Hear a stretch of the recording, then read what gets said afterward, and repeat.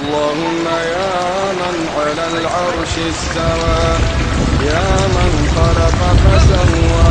وقدر فهدى، وأعطى كل شيء خلقه ثم هدى، يا من أضحك وأبكى وأمات وأحيا وأسعد وأشقى وأوجد وأبلى ورفع وخفض وأعز وأذل وأعطى ومنع ورفع ووضع، يا من شق البحار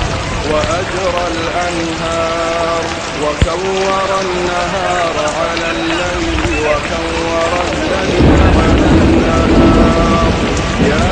من هدى من الضلالة وأنقذ من الجهالة وأنار الأبصار وأحيا الضمائر والأفكار، يا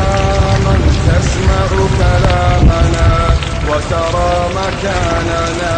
وتعلم سرنا وعلانيتنا،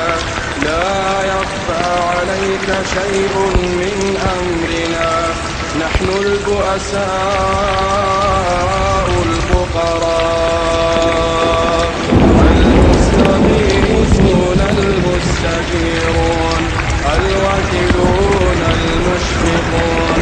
المقرون المعترفون بذنوبهم، نسألك مسألة المساكين ونبتهل إليك ابتهال المذنب الذليل، وندعوك دعاء